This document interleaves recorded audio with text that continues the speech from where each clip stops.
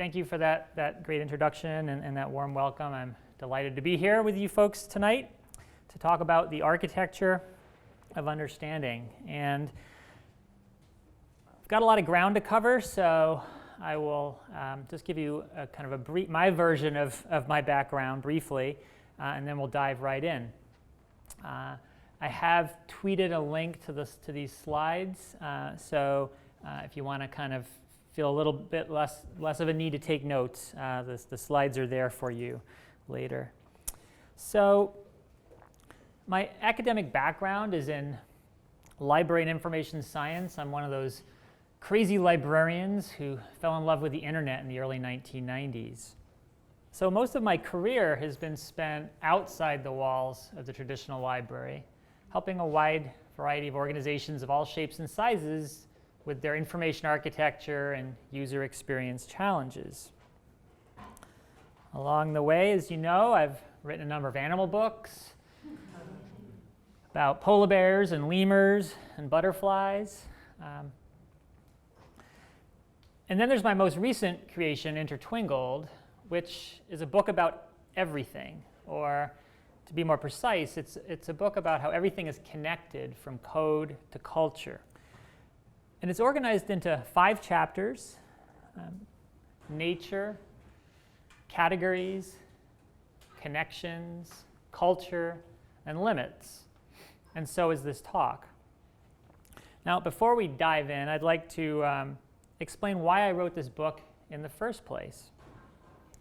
You see, a number of experiences in recent years had convinced me that while I believe that the information architecture of the polar bear book is more important and in many ways more difficult than ever before, it's simply not enough. As the web becomes more intertwingled with the work that we do across physical and digital channels, we need to go deeper. We need to dig into difficult, messy issues like culture and governance. So that's why I wrote the book, and let me kind of tell you about a few of these experiences that kind of convinced me we need to go deeper. One was I was working with Macy's.com out in San Francisco a few years back, and I was walking down the hall with our client, and he said, you know, I've been here for quite some time, and every few years we bring in some consultants to help us tidy up our mess, to clean up our website. And you know, they do a good job, but as soon as they leave, we start to mess it up all over again. Right? Well, this kind of bothered me because it's not my goal in life to make superficial, changes that are ephemeral. I want to make lasting, sustainable change. Right? So to me, this kind of raised the challenge. How do we I don't want to skate along the surface, right? How do we get through some of those cracks in the ice and go deep? Had a similar experience. I worked for a few years with the Library of Congress, and the length of the relationship is kind of surprising because it got off to a rather rocky start. I was asked to do an evaluation of the library's web presence. So I did my user research, did my stakeholder interviews, and I started to take a look at the library's websites, which proved to be a lot more difficult than you might expect because the Library of Congress had over 100 websites, all with different look and feel, different brand, identity, search and navigation systems, and of course, users had absolutely no idea which site to visit for which purpose. So I wrote up a report, and I was brutally honest. I compared the Library of Congress's web presence to the Winchester Mystery House. It's a well-known California mansion. It's in the San Jose area. If you ever get a chance, I highly recommend a visit. It's one of the best tours I've ever had. But the story of the house is that the widow who lived there had been told by a psychic that when the house was complete, she would die. And so she kept adding room after room after room for 38 years. Right? So by the end, there were hundreds and hundreds of rooms and staircases and doorways and windows and no blueprint. Now, when you visit, you find it's not an unattractive house, and the view from any individual room is not unusual, but it's a findability nightmare, right? It's very easy to get lost. And I argued this is the sort of the perfect metaphor for the Library of Congress's web presence. So I wrote my report. I flew out to DC to sort of have a series of meetings throughout the day with all the major departments of the library. But upon arrival at the library, I was told that I would not be having a series of meetings because the report had been embargoed. It had been deemed as it was going to upset too many people. So I did have a meeting with the chief information officer, and she said, you know, Peter, we agree with you, right? But we're going to upset people. It's not the right time. We got to kind of keep the lid on this. So, you know, naturally, I was disappointed. I went back to Ann Arbor, Michigan, and I continued to work with the library on small projects, but I was frustrated, right? We'd sort of seen this big problem, but we didn't have a path to a solution. Well, over the next several months, apparently this report percolated through the black market of the Library of Congress and eventually made its way to the executive committee, where at the highest level they decided we need to change how we work on the web.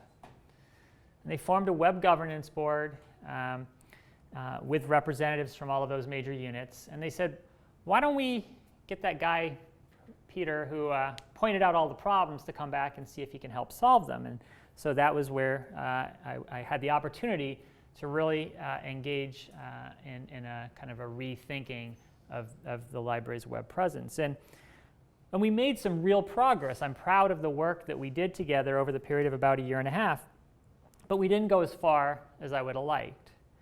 And to understand why we didn't go further than we did, it's helpful to look through a different lens, the lens of the org chart in this case. So when I was first brought into the library, I was brought in by a middle manager, right?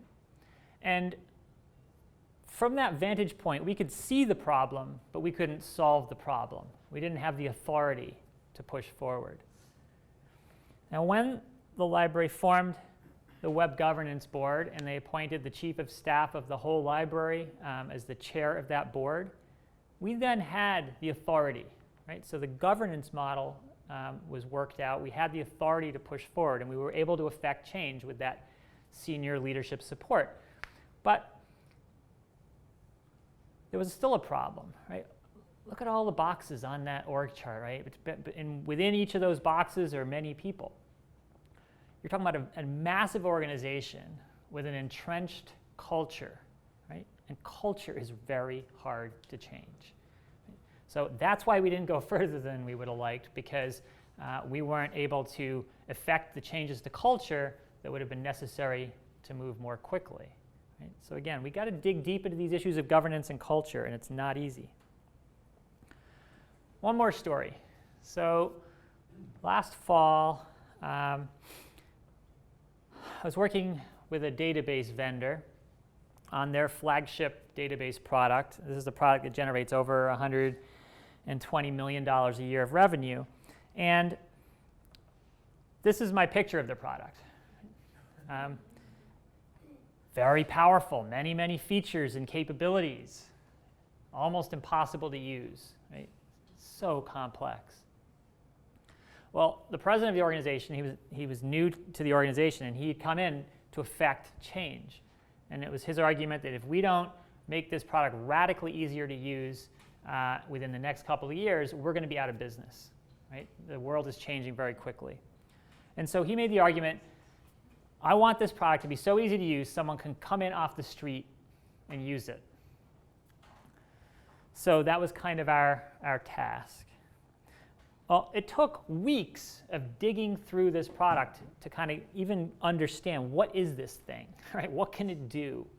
And so we kind of dug down into complexity, and we came out on the other side with a kind of a simple model of what it could be and how it could work in a way that would be powerful but easy to use and understand. And so we fleshed out this idea, and we created some wireframes and sketches and diagrams, and we went back and we sort of pitched this idea to the executive committee, and I could tell during the presentation that the president was visibly disappointed, right? And he was too polite to say anything, but there was something not quite right.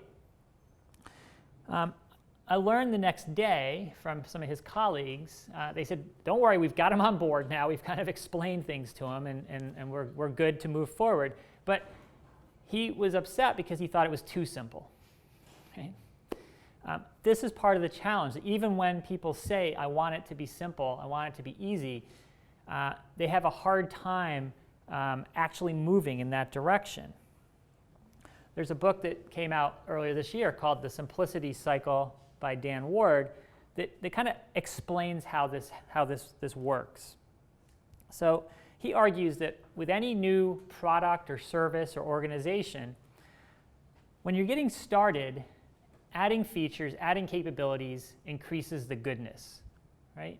You add a feature that people need and it gets better. And you get rewarded for that and you keep doing it. And over the period of months and years, you have this cycle of add a feature, add a capability, get rewarded, keep going. But at a certain point, you hit an inflection point where adding features, adding capabilities decreases goodness because now it's getting too hard to use. There's too much. People are missing things. They don't understand what they're doing. They're getting lost. It's not always easy to know when you hit that point, and it's very hard to change direction. Right? When you have an organization that has been rewarding people and rewarding teams for adding features to kind of shift direction and say we need to simplify, we need to take things away, is a lot harder than it sounds. But that's the work that we need to do. And I kind of view the work that I do as kind of taking organizations on this kind of U-shaped journey of understanding, starting with a simplistic form of simple, digging down into complexity, getting into the messiness of the ecosystem, and coming out on the other side with an elegant form of simple. Now, part of the trick is that to an outsider, it's not easy to tell the difference between simplistic and elegant. Right? They both just look simple. So this can't be a solo journey. We need to bring our clients and colleagues along so they actually understand the difference between simplistic and elegant. So that's enough with the stories for now. Chapter 1, nature, where there's often more than meets the eye. So we're all familiar with the story of the ship that hit an iceberg. It's a story that continues to resonate in our culture because it's not only ships that have a hard time changing course. It's hard to change the direction of an organization. It's remarkably hard to change software. Right? That's why we're all still using this clumsy application called iTunes, right? That does all sorts of things that has nothing to do with music. Now, one response to the resistance of software to change is to embrace agile and lean methods, right? To kind of embrace minimal viable products, to build, measure, learn, and keep iterating and changing, to fail fast and learn. And there's a lot of value in those methods and those perspectives, but I worry that the pendulum may swing too far and at the expense of planning. Right? Let me kind of explain that with a story. So I guess a couple of years back now, I went hiking and backpacking and camping on Isle Royale National Park. That's a beautiful rugged island in the northwest corner of Lake Superior. This was my first time in my life doing real, carrying my home on my back, right? Living in the wilderness for a few days. And it's sort of interesting to note the fuzzy line between inspiration and planning. Right? At the time, I was reading these great books about hiking, the Appalachian Trail and the Pacific Crest Trail, and I was feeling really inspired, right? But at the same time, I was thinking, these people are crazy, right? I would never do that. And the next day, I found myself buying a tent. So I did a lot of traditional planning, right? I made a list and I checked it twice. but I also did a lot of playing and practicing, and I would argue that those are an integral part of planning. So with that, in the backyard, I practiced with that little kind of miniature stove, and I actually burned my fingers at first, and I had to learn to use foil to protect the flame from the wind. And in the bathtub, I practiced with this water filter. You do not want to drink that water without filtering it. And so I say to those folks who talk about the wonders of failure, right? It's all fun and games until someone gets a larval cyst in their brain, right? Sometimes failure has serious, lasting consequences. So to the extent we can plan our way around that, that can be a good thing. The real point is that we need to reject the false dichotomy of planning versus building, right? Planning and building and thinking and doing are all part of the same process of creation. And we simply need to find the right mix, the right balance, given a particular context. Now, I was drawn to Isle Royale at first by the story of its ecosystem. Its wolves and its moose are the subjects of the longest continuous study of prey-predator relations in the history of the world. And at first, scientists expected their populations to rise and fall predictably, right, to maintain the balance of nature.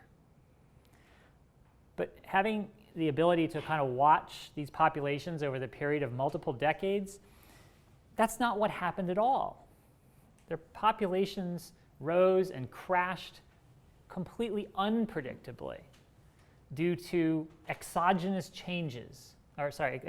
forces, right? Changes that came from outside their model of the system.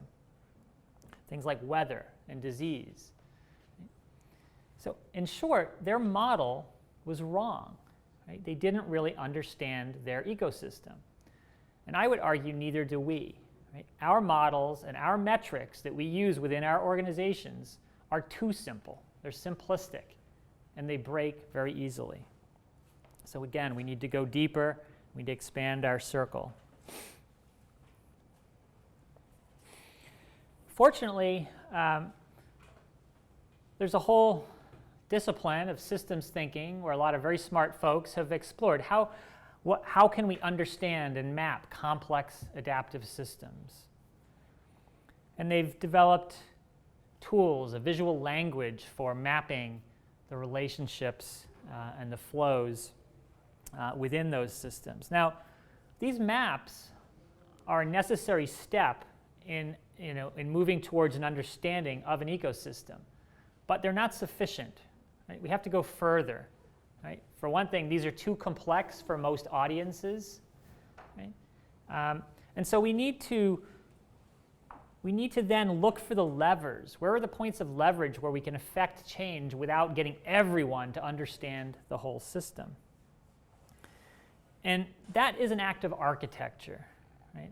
There's a wonderful book called The Art of Systems Architecting that really looks at this idea of architecture across all sorts of systems. The folks who wrote this are sort of naval and aeronautical engineers, build giant ships and jet airplanes, and they argue that there's a dimension to that work that is not design and is not engineering, but is architecture. And they focus in on this responsibility of the architect to know and concentrate on the critical few details and interfaces that really matter. Right? So again, to look for the levers. So to wrap up chapter 1, when I first graduated from library school, I knew that I wanted to focus on the design and management of information systems. And that's still a reasonable way of framing the work that I do. But I have realized that I also need to work at understanding the nature of information in systems. That's a much messier, more difficult challenge. And you could look at this as a shift between viewing the organization as a machine, right, the kind of the industrial age model, and viewing the organization as an ecosystem. So Time for a quiz. Anybody, raise your hand if you can tell me what these two photographs have in common. And there's no wrong answer, but there is a right one. Anyone? Yeah. They're both very delicate systems. Very delicate. Okay, that's not wrong. Oh, you're just. Yeah. Sky. Okay, yep, that's not wrong.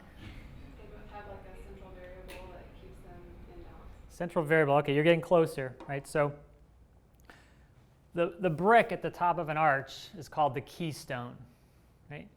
And you remove that stone and the whole arch collapses. Right? In the lower picture, we have a keystone species. Right? You remove the keystone species and the ecosystem collapses. Right? So the keystones are often a little bit invisible. They're always more important than we know. We'll come back to that idea. While I'm quizzing you, we're going to start talking about categories. So here's a category question. How many folks, please raise your hand if you would self-identify as an introvert? And I'll put my hand up because I definitely am. Quite a few. Okay, that's even more than many library conferences I go to. Interesting. How many people would self-identify as an extrovert? Okay. How many people haven't raised their hand yet? Curious? Few. Okay.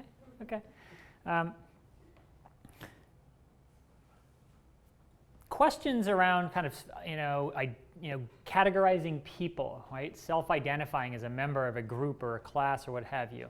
Right? There's often value there, but there's also risk, and it makes us uncomfortable, and there are problems that it raises. There's a wonderful book called Sorting Things Out, Classification and Its Consequences, in which the authors argue classification is dangerous but not bad. And I've always liked that phrasing, dangerous but not bad. Right? So whenever we talk about categories and classification, we have to recognize that a classification scheme is like any map, right? It hides more than it reveals. Now, everyone knows that information architects do a lot of work with categories. We design navigation systems and taxonomies. We think hard about what sample subcategories to surface on a home page, both from the perspective of user experience, right, helping people find what they're looking for and understand where they are, but also from different perspectives, like search engine optimization, right, kind of helping Google to figure out what's here and understand what's most important. So information architects work with categories all the time, but I would argue that our work doesn't go nearly deep enough, because categories are the cornerstones of cognition and culture. They shape what we believe and how we behave more than we know. Now, our default is the bounded set. Right? There's a clear boundary. Things are either in or out. You're with us or with them. We use it because it's simple, but that's also precisely why it fails. In fact, most categories are fuzzy. There's a center and a periphery, but there is no clear boundary. There are no clear set of rules of what's in and what's out. And then there's this notion of centered sets. This is an idea that was invented by Paul Hebert in the 1970s. He was a missionary in India, and he was frustrated with Christianity's traditional rules of inclusion and exclusion. And so he argued for this model which focuses more on direction than location. So in his view, a Christian was anyone who's moving towards Christ. It was a more dynamic, inclusive model, and it's an inspiration to us to think more creatively about classification. There's not one way to classify. There's a wonderful scene in The Life of Pi where young Pi is told, that he cannot be a Hindu, a Muslim, and a Christian. It's impossible. He must choose. And so Pai responds, but Gandhi said all religions are true. I just want to love God. Sometimes we must choose, right? But not always. And yet all too often, we use radio buttons when checkboxes or sliders would actually reveal the truth. And we do this to our users, and we do it to ourselves. Okay, so let's go to chapter 3, connections in space, but also in time. So back in the day, back in the early 1990s, information architects used hyperlinks to connect pages to make websites. Right? Things were simple. Then, with the kind of growth of mobile, social, of cross-channel user experiences, we realized that we needed to embrace a more medium-independent definition of what we do. Right? We make paths and places across physical and digital spaces. Of course, our work has always operated on a deeper level because the categories and connections we make in the world change our minds, whether we want that to happen or not. Most of our work has been spatial, and yet I would argue that we also need to think more about the consequences of our actions across time. Right? How do we map in that dimension? It's important because, as John Gall would remind us, the system always kicks back. If you're trying to affect change in an organization, the way that you know you're succeeding is that you get a knife in your back. Right? The system always kicks back. So how do we anticipate the consequences of our actions? How do we plan for different possibilities? Now, in case you haven't been paying attention, part of what I'm arguing here is that information architecture has changed since the polar bear. It's gotten deeper, it's gotten broader. We're able to look at this topic through many different lenses. I can't not mention we've got the author here, Abby Covert, of How to Make Sense of Any Mess, which is an awesome information architecture book. If you haven't read it, you should. And then buy a copy for your kid, too. One of the most important things that we've learned is the importance of understanding context. Right? And one of the best ways to do that, right, is to dig into the culture, right, by using ethnography. I've argued this book, The Ethnographic Interview by James Spradley, is required reading for anyone in the user experience world, because it's a wonderfully detailed, precise kind of explanation of how do you ask the right questions in the right way to get to the underlying truths, the real things that are going on within a culture. And I believe that we need to practice ethnography not only with our users, but also with our stakeholders. We need to go deeper into understanding their culture, because a successful product or service is going to have a bicultural fit, right? But users and stakeholders. So speaking of culture, chapter 4. Culture is like water to a fish, right? It's nearly ubiquitous, surrounding, enveloping, and almost invisible. Fortunately, Edgar Schein, one of the experts on the subject, gives us a map, right? A way to start to tease apart what are some of the elements or layers of a culture.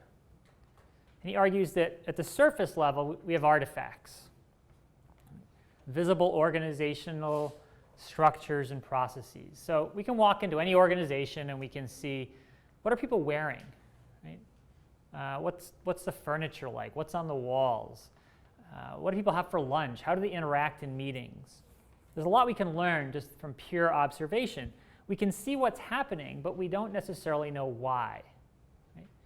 To get to that next level, we need to dig into espoused values, and we need to talk to people. We need to ask them why. And we can learn a lot from those conversations, but we can't learn everything.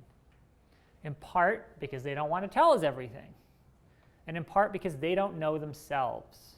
Right? There's a lot of stuff that is going on that people haven't made explicit in their own minds. So then we need to go a layer deeper. We need to get into underlying assumptions, and to do that, we need to dig into the history of the organization. So Edgar Schein argues that as an organization is getting started in those very painful early entrepreneurial years, right, you're struggling to survive. And the ways of doing and being and acting of the founders that actually lead to success, right, those become deeply ingrained in the culture of the organization. It's like, that's just the way we do things. Right? People kind of forget the original reason, why did we do it that way? And it's fine. That's fine until the external environment changes. And then those ways may not make sense anymore. But you're not going to change them until you map them, until you see them and can talk about them.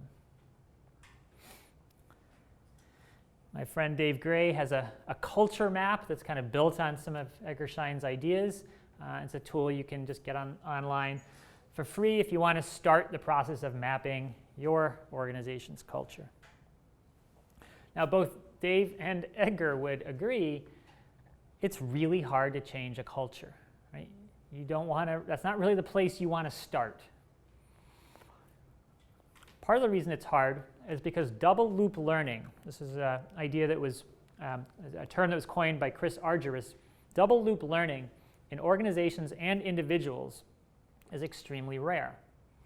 So we're relatively willing to change our actions or our behaviors based on feedback. Right? We try something, it doesn't work, we try something a little different. Right? That first loop is pretty active.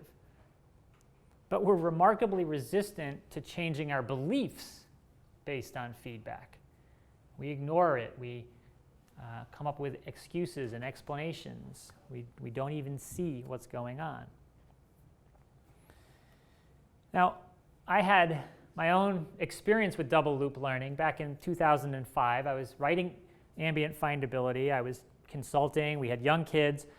I was under a certain amount of stress, and I started to suffer from severe chronic back pain. It was terrible. So I went to the doctor, and she checked me out, and she said, well, here you go. Take 3 Advil 3 times a day, and here's some physical therapy exercises for you to try. So I followed doctor's orders, and it didn't work.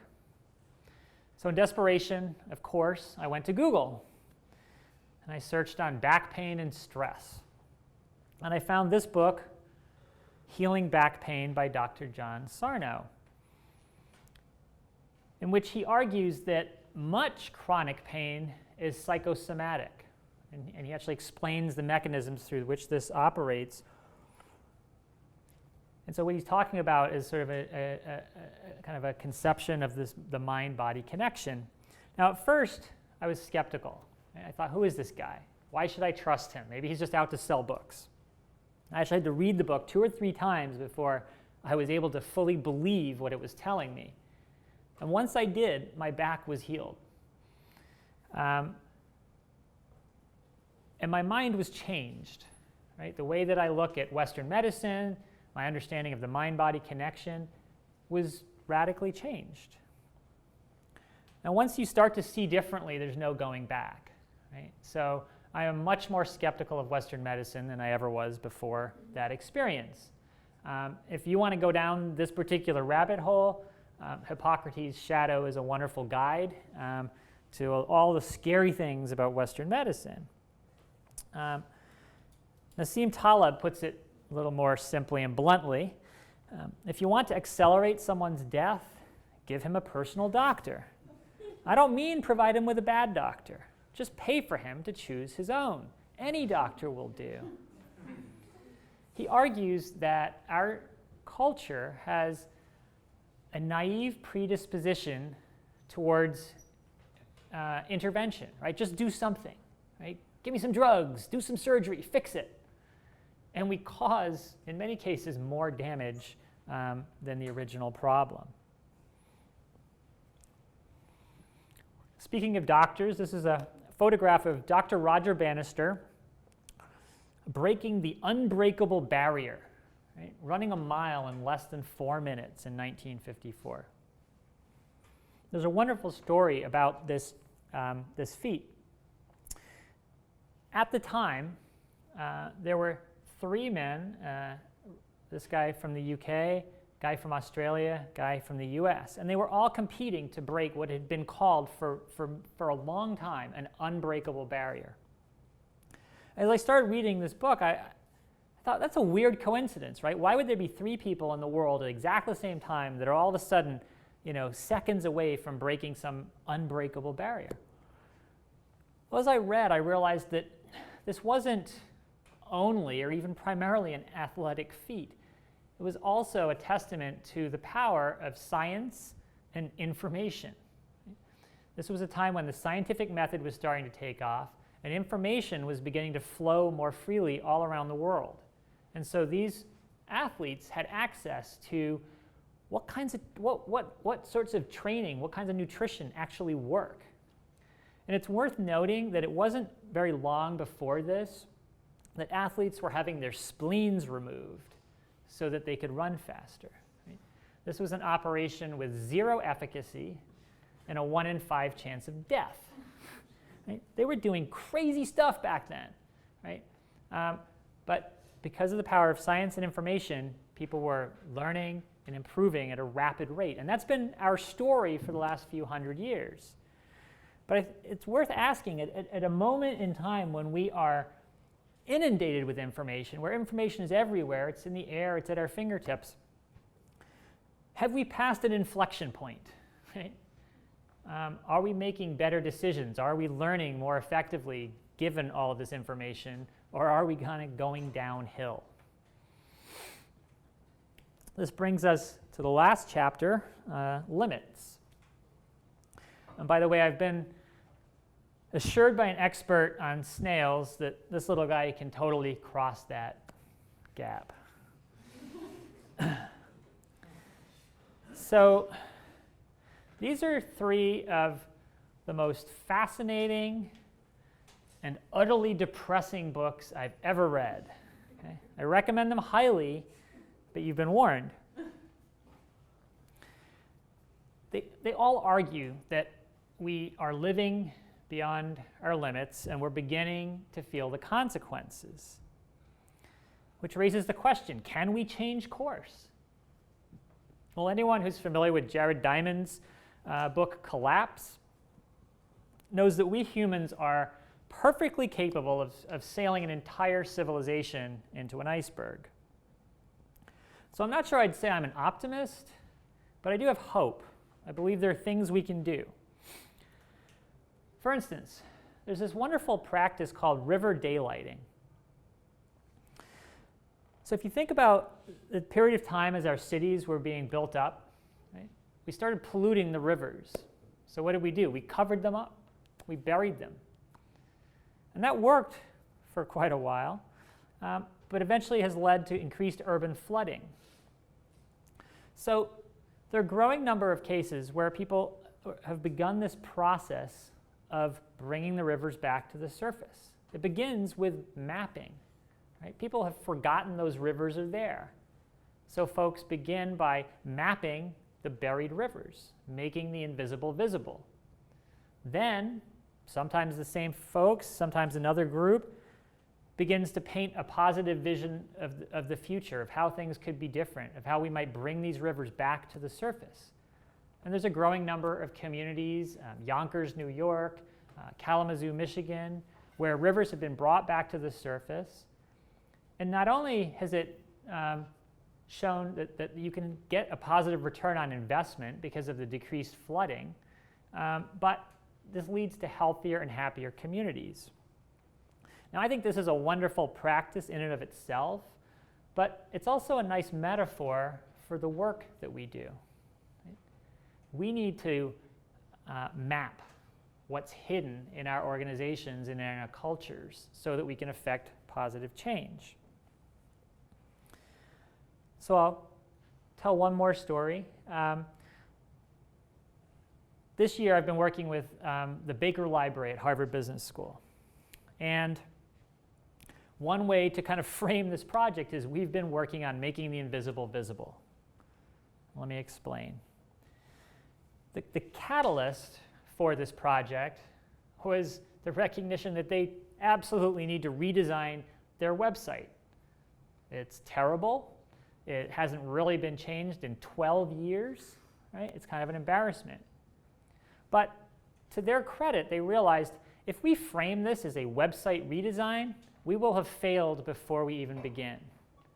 Because part of the problem is it's been viewed as a website that's separate to the organization. And they understand that as the web becomes more an integral part of how we work, right? Cross-channel user experiences, that we don't want to frame the project that way. So this was framed as more of an understanding and mapping and improving the whole ecosystem of Baker Library. And so we began with a series of ethnographic interviews with faculty and staff and students. And we asked them, how do you do research? Right? We didn't focus on the library. We didn't focus on the web. We asked them, how do you do research? And the lessons that we learned, the insights that we gained, we then turned into maps, right? That helped to make the invisible visible so we could understand and begin to talk about what's going on and how can we affect change. We did it for faculty. We did it with the MBA students so we could understand what are the points in their kind of experience going through the business school where we can affect the most positive change. Once we kind of got our arms around the ecosystem as a whole, we began to focus in on the website, and that's the work I've been doing the last couple of months. And we did some usability testing of that existing website. And I have a story to tell about that one particular test that for me was very meaningful. So I ran some of these tests with the librarians, and I gave them a set of tasks, see if you can complete this using the website, and they were able to do it very quickly, very easily. Right? And then I ran the same tests with MBA students. And there was this one student who, and it was interesting to note, I actually had a little bit of time before the interview. These were remote WebEx sessions. And so I Googled her. I was like, okay, I want to know who I'm talking to. And this was a really impressive young lady, right? She wasn't at Harvard Business School by accident, right? Very accomplished, very smart. So we get into the interview, and I'm giving her these simple tasks. And she failed one after the other, and she was getting increasingly frustrated. And she finally sort of needed to pause and just kind of vent and kind of explain the situation. And she said, you know, I see the value in performing these tasks. I want to be able to do this. I want to know this. And I've actually been to the library several times since I got to school. And the librarians have been great, and they've helped me. They've told me how to do things. But I kind of forget, right? And she said, part of the problem is that we're in the middle of the library, which means we're trying to be quiet. So Harvard's got this beautiful reading room, right? And it's very, very quiet. The only people who are making any noise are the people who are the librarian and the person they're helping. And she said, I'm really self-conscious. I know we're disturbing people, and I'm having a hard time paying attention because I'm kind of worrying about the noise we're making. And she said, you know, she showed me how to do a few things, but I forgot them once I left. I'd really like to learn how to do this. Maybe I'm just a totally dumb user. Right? Harvard Business School MBA student saying I'm just dumb. Right? And she was feeling sad, and I was feeling a little sad as she's saying this. But another part of me was feeling really happy because fireworks were going off. I was thinking, we can make this better, right? And this is a perfect illustration of the need to think across channels, right? We can make the physical space better so you can actually have a really quiet, private place to do the interview. We can change the way interviews are done so that the librarian's not showing you how to do it. The user has the control of the keyboard and the mouse, and they're actually doing it. So they've got some muscle memory of what actually happened. And you can record the session and then send follow-up links so that they can, when they get back to their room or 2 months later, they can kind of run through it without having to remember everything. And of course, we can make the website better so that it's a lot harder to fail, right? And so a lot less people think of themselves as dumb users. Okay, so I've been talking about maps. I want to give you just a little bit of homework. This is a school after all, right? So think of any system, right? Could be the school, could be a place where you work, any organization where you're involved, and map the system. Right? Doesn't need to be fancy. It can be back of a napkin, kind of pencil, sketch, whatever. But map the system. And then map the system outside the system. Right? Map the broader context. And then share the map. Share it with a family member, with a colleague. Send it to me if you want. I'd be happy to take a look. Right? The point is just get started with mapping and with making the invisible visible. So I want to start to wrap up here. I've always loved this quote by my friend Jorge Arango, where architects use forms and spaces to design environments for inhabitation. Information architects use nodes and links to create environments for understanding. Now, I would argue we are all information architects, and we are all in the understanding business. Now, to do this well, we need to employ some cognitive tools. Right? We need a microscope so we can get down into the details and really understand what's going on. We need a telescope so we can look far and see the big picture. And we also need a kaleidoscope where we can keep tweaking the lens and seeing differently, seeing from a different perspective. Earlier this year, I decided it was about time I learned a little bit about traditional architecture, right? Given that I've been an information architect for 20 years. So I started doing my homework. Turns out there's a lot we can learn from the past. Right? Vitruvius totally nailed it when he argued that we need to aim for strength and utility and beauty. Right? It's not pick one or two. Right? We need to embrace the genius of the and. Then there's this lovely quote by Donlin Linden about the steps of Varanasi. Each step is a potential place, a place to worship, to wash, to sell, to sleep, a place to die and be burned. This is, I see this as sort of a wonderful inspiration for those of us who engage in acts of placemaking in physical and digital spaces. Right? Our places need to serve many different kinds of people with many different tasks and purposes over long periods of time. And then there's Frank Lloyd Wright, who argued that no house should ever be on a hill or on anything. It should be of the hill, belonging to it. He was on a lifelong quest for what he called organic simplicity, the synthesis of form and function that we can observe if we see, for instance, and understand a flower in a field.